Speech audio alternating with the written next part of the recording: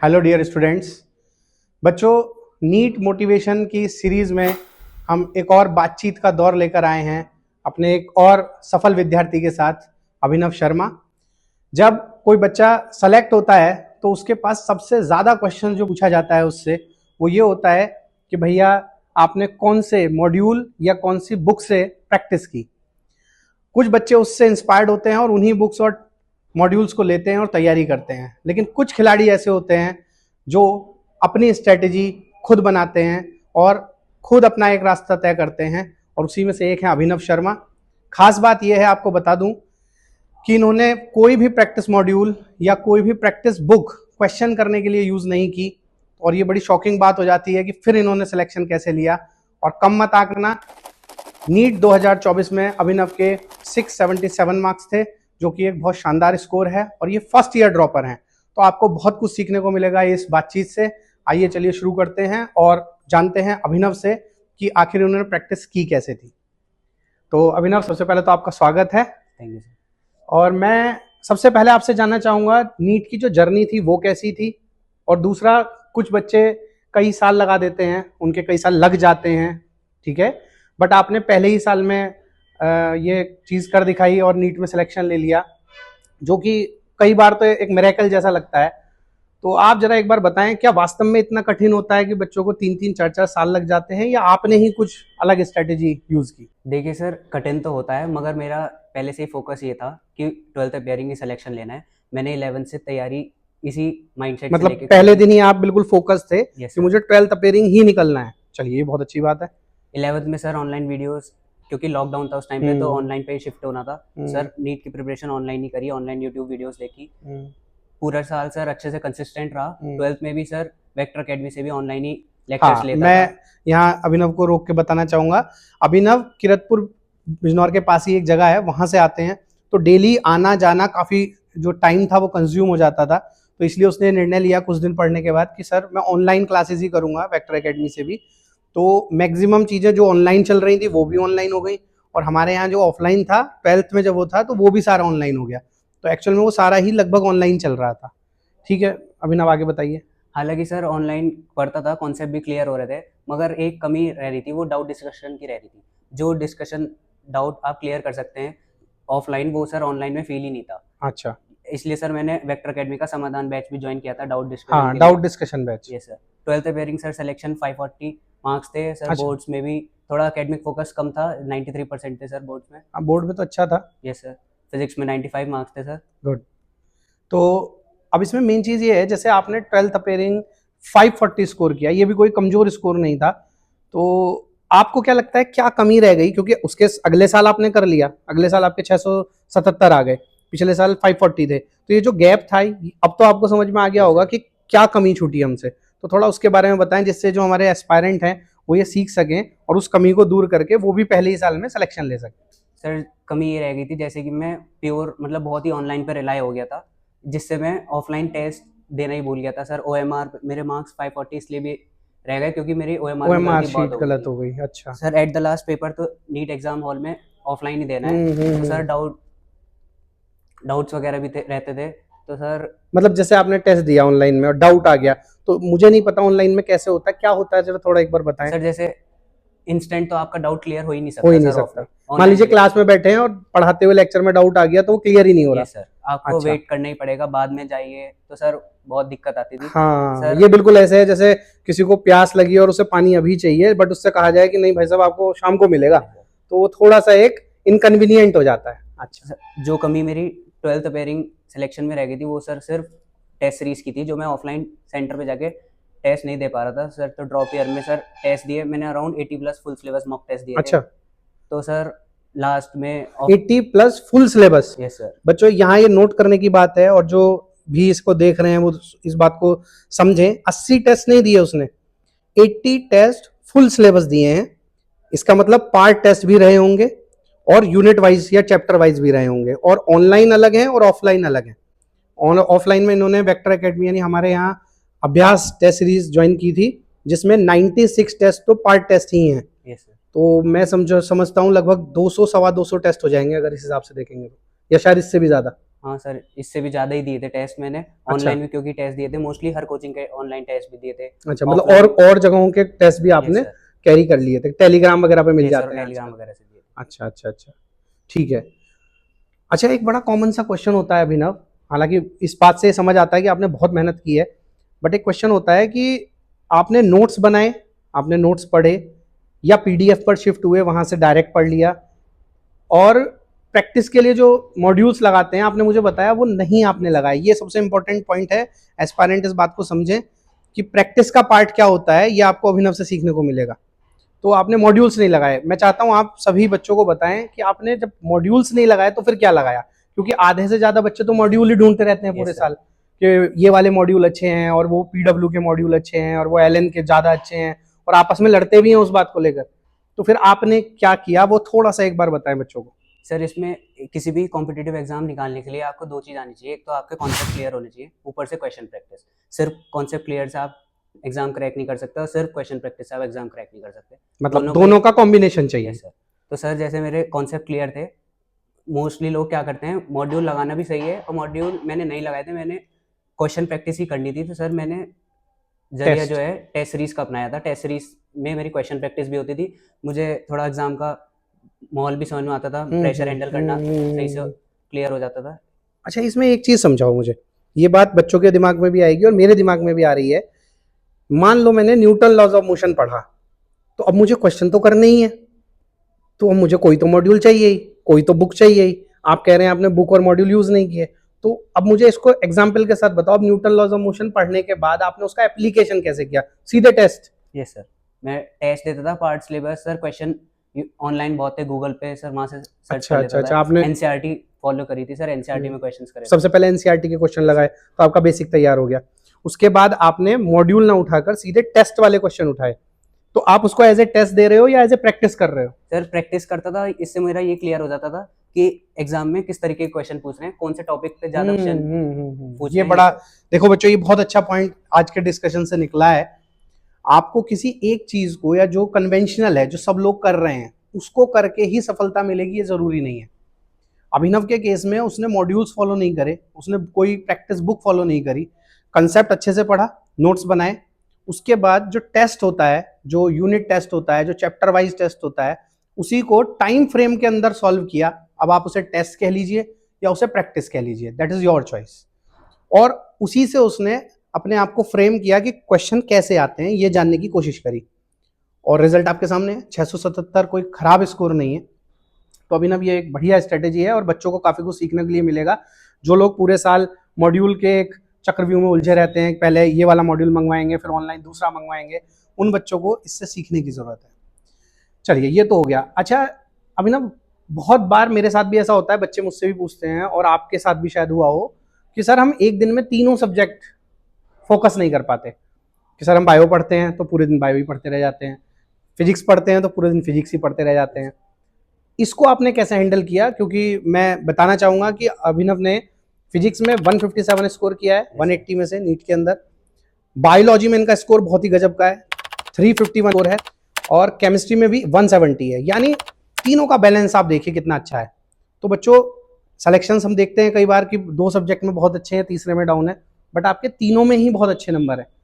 और आपने मुझे बताया था कि जो फिजिक्स का गेन है वो बहुत ज्यादा है, मतलब लास्ट ईयर 106 थे और इस साल 157 है, जो कि बहुत ज्यादा बढ़े हैं। तो फिजिक्स की बात बाद में करेंगे, पहले आप मुझे बताओ तीनों को कैसे बैलेंस किया आपने? सर मैंने तीनों को ही बैलेंस ऐसे किया था, मैं टारगेट्स बनाता था डेली के। सर मुझे डेली तीनों सब्जेक्ट्स करे थे, बायो, केमिस्ट्री, फिजिक्स। बायो में सर एनसीईआरटी पढ़ता था। नहीं, टारगेट कैसे बनाते थे? मतलब सुबह उठ के सबसे पहले टारगेट बनाते थे या रात को सोते समय ही कल अगले दिन का टारगेट सेट कर लेते थे? सर रात में ही टारगेट सेट करके रखता था अगले दिन का। Very good. यस सर, उससे क्या होता था सर, जैसे ही तीनों टारगेट अपने क्लियर करे, एक अचीवमेंट मिलता था, थोड़ा खुशी मिलती थी, एक पुश बैक मिलता था कि मैंने कर लिया। यस सर, कि नेक्स्ट डे फिर वही टारगेट बनाया। तो सर तीनों को बैलेंस करके स्टार्टिंग से ही चला था। Very good. मतलब अगर किसी दिन हमने फिजिक्स का कोई टारगेट लिया है या केमिस्ट्री का कोई टारगेट लिया है और वो हमारा किसी वजह से पूरा नहीं हो रहा है, तो बजाय हम उसे आगे डिले करने के अपने पढ़ाई के आवर्स बढ़ा देते थे। मतलब फॉर एग्जांपल हमारा टारगेट हम 10 बजे तक पढ़ेंगे, तो हम चाहे 12 बजा दें, 2 बजा दें। यस सर, ऐसा करते थे? ऐसे ही करता था सर। सुबह उठ के मैं पहले बायो करता था, क्योंकि फ्रेश रहते थे, थ्योरी पढ़नी रहती है। तो सर सुबह उठ के बायो करा अपना 10-11 बजे तक, वेरी फिर गुड। सर ब्रेकफास्ट वगैरह करके दोपहर में सर केमिस्ट्री करता था, 3-4 आवर्स केमिस्ट्री करे, लास्ट में थोड़ा वो भी रहता था, थोड़ा लेजीनेस वगैरह, सर फिजिक्स के क्वेश्चन प्रैक्टिस करता था अपना, चाहे वो 10 बजे तक मतलब हो, जहाँ 12 बजे लेजीनेस तक हो वहाँ ऐसी चीज Yes, sir. करो कि आप अवेक रहो, है ना? Yes sir. ठीक, बहुत अच्छा। और ये सब आप टारगेटेड करते थे जो आपका नेक्स्ट टेस्ट होता था उसके हिसाब से। तो बच्चों देखो, ये बात बिल्कुल क्लियर हो जाती है अभिनव के स्टेटमेंट से कि मैं तब तक नहीं सोता था जब तक मेरा काम पूरा नहीं हो जाए। यानी अगर कोई चीज़ छूट रही है तो मैं अगले दिन पर नहीं टालूंगा, मैं रात को पूरा करके सोऊंगा चाहे कितना भी टाइम लगे। इसी डेडिकेशन से ही सिलेक्शन होते हैं और इसी डेडिकेशन का रिजल्ट आपके सामने अभिनव है। खैर, अभिनव एक चीज़ होती है मोटिवेशन। बच्चे यूट्यूब पर मोटिवेशन ढूंढ रहे हैं, मोटिवेशनल स्पीकर्स को सुन रहे हैं, और इतना डेडिकेशन लाने के लिए भी एक मोटिवेशन चाहिए। तो वो आप कैसे मैनेज करते थे, वो थोड़ा सा बताइए, क्योंकि आजकल मैं देखता हूँ बच्चों को पढ़ने से ज़्यादा स्ट्रेटेजी और मोटिवेशन की ज़रूरत पड़ती है। तो स्ट्रेटेजी तो आपने बता दी कि भैया प्रैक्टिस करो प्रैक्टिस करो प्रैक्टिस करो, इतनी प्रैक्टिस करो कि डर लगना बंद हो जाए, ये तो हमें क्लियर हो गया आपकी बातचीत से। अब थोड़ा मोटिवेशन पे आइए। तो मोटिवेशन आप किसी मोटिवेशनल स्पीकर को देख कर लेते थे या कोई और तरीका था? देखिए सर, मेरा तरीका थोड़ा अलग था। आप मोटिवेशनल स्पीकर, आप इन सबको देखेंगे, एक्सटर्नल मोटिवेशन सर 10 मिनट्स एक दिन तक ज़्यादा से ज़्यादा वर्क करेगा। मोटिवेशन जो इंटरनल था, एक स्टार्टिंग से ही पैशन लेके चला बहुत था गहरी कि बात है। सिलेक्शन लेना है, वो था सर फैमिली सपोर्ट था, टीचर्स का सपोर्ट था, वेक्टर एकेडमी का सपोर्ट था।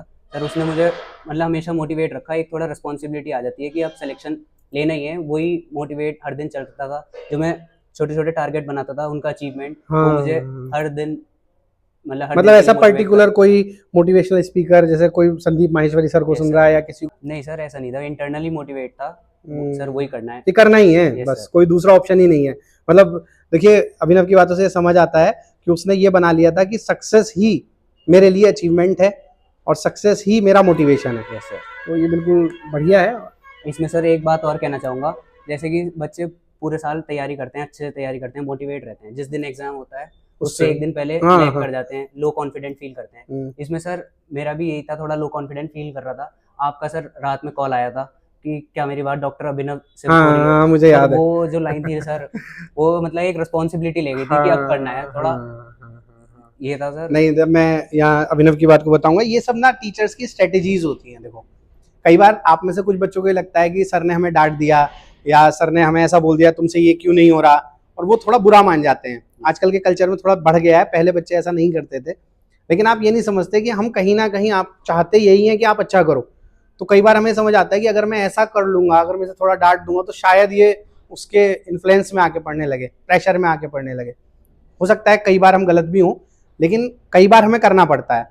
तो मैं अक्सर ऐसा करता हूँ, जब नीट का एग्जाम होता है उससे पहले 1-2 दिन पहले कॉल करता हूँ, पर्सनली ही कॉल करता हूँ ज़्यादातर बच्चों को, और कभी मैं वीडियो बना के भी डाल देता हूँ। और उसमें मैं हमेशा एक टर्म यूज़ करता हूँ, जैसे कोई बच्चा ऐसे अभिनव है तो मैं बोलूँगा डॉक्टर अभिनव, तो मुझे मालूम है उससे वो फीलिंग आएगी कि मेरे सर मुझ में कॉन्फिडेंस दिखा रहे हैं। परिवार का भी सपोर्ट रहा, सब लोगों ने भरोसा दिखाया, तो ये बहुत अच्छा है। और बच्चों, ये सबको सीखना चाहिए, और पेरेंट्स को इस बात से ये सीखना चाहिए कि एक्सटर्नल मोटिवेशन तब काम करेगा जब आपने इनबिल्ड किया हो एक इंटरनल मोटिवेशन, उसको समझाया हो कि भाई ये आपके लिए अच्छा है। Very good. अच्छा, एक बहुत इंपॉर्टेंट फैक्टर है जो काम करता है नीट के एग्जाम के अंदर, और आप भी मुझसे सहमत करेंगे, आपकी क्लास में भी बहुत सारे बच्चे थे, आपके बोर्ड में भी रहे होंगे, जो फिजिक्स को एक फोबिया की तरह देखते थे। जबकि फिजिक्स में आपने बोर्ड में टफेस्ट एग्जाम था आपका उस समय का, उस समय तक सबसे टफ एग्जाम आया था बोर्ड का, आपने उसमें भी 95 किया। उसके बाद आपने नीट में भी 157 स्कोर किया, लगभग 45 में से 39 क्वेश्चन ठीक किए। तो ये फोबिया आपने कैसे हैंडल किया, थोड़ा सा वो बताओ, क्योंकि फिजिक्स फोबिया के बारे में सब बात करना चाहते हैं नीट में। देखिए सर, बच्चे पीसीबी लेते ही इसलिए हैं जैसे उनका मैथ से छुटकारा हो जाए, इसलिए वो फिजिक्स, और सर जब फिजिक्स में मैथ देखते हैं तो वो उनको थोड़ा फोबिया होता है कि इसमें भी मैथ आ गई। सर उसके लिए सबसे जरूरी है आपका बेसिक मैथ क्लियर होना। बेसिक मैथ, यस सर, जो सबसे शुरू में पढ़ाया जाता है। Yes sir. 11th में सर मैंने आपके, सर आपने जो उसमें बहुत अच्छी बात है, आपने नोट्स दिए थे वो बहुत प्रिसाइज थे बेसिक मैथ्स के। जैसे और कोचिंग्स में बहुत ज़्यादा टाइम लेते हैं, बहुत ज़्यादा मैथ्स पढ़ा देते हैं जो कि आता भी नहीं है बहुत बार। Yes sir. तो सर उतना ही प्रिसाइज बेसिक मैथ किया था, वही कॉन्सेप्ट अच्छे से क्लियर कर रहे थे जो कि हम अच्छे से फिजिक्स में इंप्लीमेंट कर पाए न्यूमेरिकल्स में। देखिए जैसा कि मैंने अभी आपको बताया कि हमारी भी कुछ स्ट्रेटेजीज होती हैं। मैं बताता हूँ ये एक्चुअल में अभिनव क्या एक्सप्लेन करना चाह रहे हैं, क्योंकि ये क्लास के अंदर की बात है। तो आज ये क्लास की जो सीक्रेट है ये बाहर आ रही है, तो आप इसको समझिए। जब बायो का बच्चा मैथ्स का बच्चा बायो लेकर हमारे पास आता है, तो हम जानते हैं कि वो मैथ्स से बचने के लिए या मैथ्स के फोबिया की वजह से बायो ले रहा है, या बायो में उसका इंटरेस्ट ज़्यादा है। इसका मतलब वो मैथ्स में उतना इंटरेस्ट नहीं क्रिएट कर पा रहा है। हम लोग क्या करते हैं, खासकर मैं अपनी क्लास में बहुत छोटे लेवल पर मैथ पढ़ाता हूँ, केवल ग्राफ के बारे में बता दिया, केवल इक्वेशन के बारे में, और मैं लास्ट में एक लाइन बोल देता हूँ कि बस इतना ही आएगा। और ये बड़ा काम करती है। इससे होता ये है, बच्चों को लगता है बस इतना ही मैथ है, पीछा छूट गया, जबकि आगे जहां वो आएगा मैं उसे इंट्रोड्यूस करूंगा, लेकिन ये एक स्ट्रेटेजी का पार्ट है। तो ये स्ट्रेटेजी काम करी, बड़ी अच्छी बात है।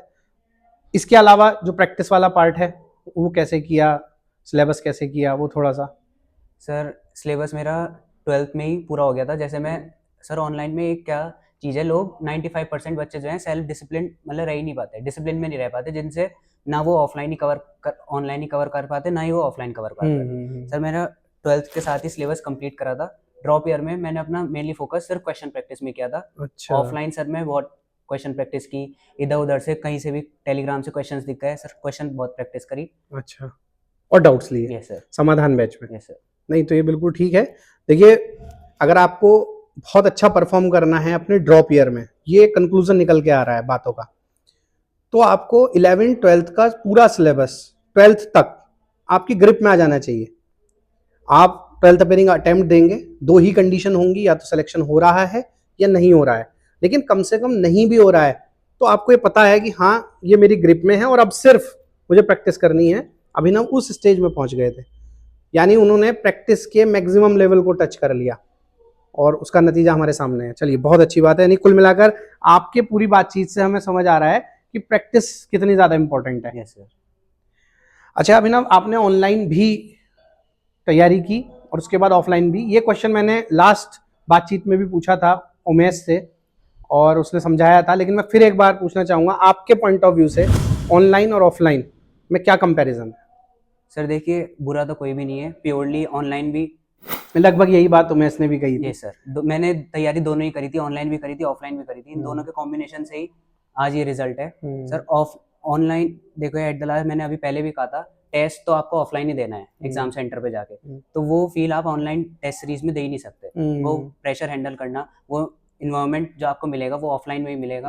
वो पेन पेपर फॉर्मेट पे टेस्ट देना सर, उसी ने मुझे बहुत हेल्प किया। ऑफलाइन मैंने टेस्ट सीरीज दी थी, अभ्यास बैच ज्वाइन किया था टेस्ट सीरीज का, यही सर उसकी वजह से। यस।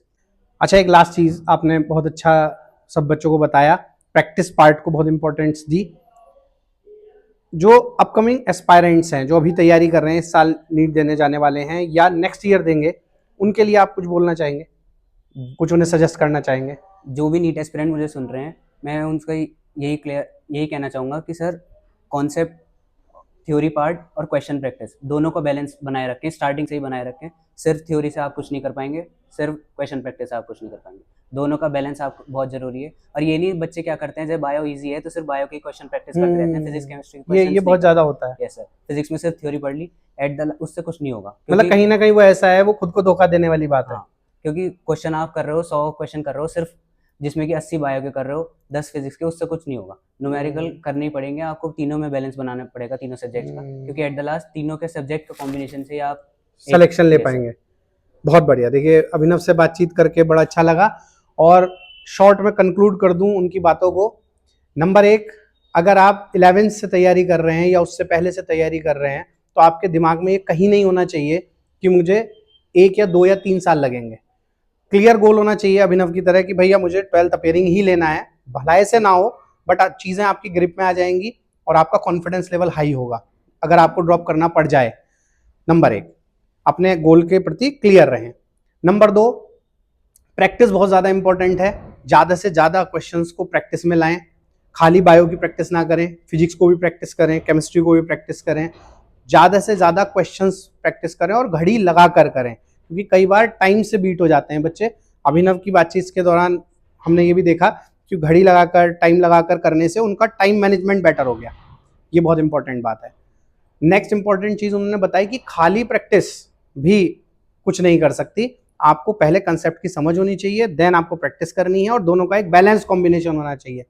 और मैं अपने एक्सपीरियंस से बता रहा हूँ, आपने कई बार ये सुना होगा कि सर मेरी फिजिक्स वीक है, बायो तो मेरी बहुत अच्छी है। उसके पीछे का रीज़न ये होता है कि हम फिजिक्स में कॉन्सेप्ट पढ़ते रहते हैं, डेरिवेशंस पढ़ते रहते हैं, थ्योरी पढ़ते रहते हैं, हम उसका न्यूमेरिकल पार्ट कभी प्रैक्टिस ही नहीं करते और वो कहीं ना कहीं एक फोबिया है। तो उसको करने के लिए आप शुरू में आसान क्वेश्चन करिए, सॉल्व एग्जाम्पल कीजिए, ये मैं एज एन एक्सपर्ट बता रहा हूँ, सॉल्व एग्जाम्पल कीजिए, देन आप एक्सरसाइज पे जाइए। और अगर आप फंसते हैं तो उसके लिए आपके टीचर्स हैं, आप उनसे मिलिए, हेल्प लीजिए, डाउट क्लियर करिए। तो ये सारी बातचीत से हमें आज ये पता चला कि भैया एक नए तरीके से भी, स्ट्रेटेजी से भी काम होता है, बिना मॉड्यूल्स के भी सिलेक्शन होते हैं। और ऐसी और भी बातचीत सक्सेसफुल स्टूडेंट्स के साथ हम लाते रहेंगे, जिससे आप मोटिवेट हो सकें। जैसे कि आपने लास्ट कन्वर्सेशन में देखा था, उमेश जो कि गवर्नमेंट मेडिकल कॉलेज चौथे अटेम्प्ट में पहुंचा, उसने एक दूसरे स्टूडेंट, हमारे ही स्टूडेंट राहत उजैब की वीडियो देखी थी और जिससे वो बहुत इंस्पायर्ड हुआ था। तो मैं आशा करता हूँ अभिनव कि आपकी इस वीडियो, इस कन्वर्सेशन से बहुत सारे बच्चे इंस्पायर्ड होंगे और वो अपने लिए एक अच्छी स्ट्रेटेजी प्लान करेंगे और सक्सेस पाएंगे। और बच्चों, चिड़िया की आंख पर बिल्कुल अर्जुन की तरह निशाना लगाइए और सक्सेस को अचीव कीजिए। इसी के साथ जय हिंद, जय भारत।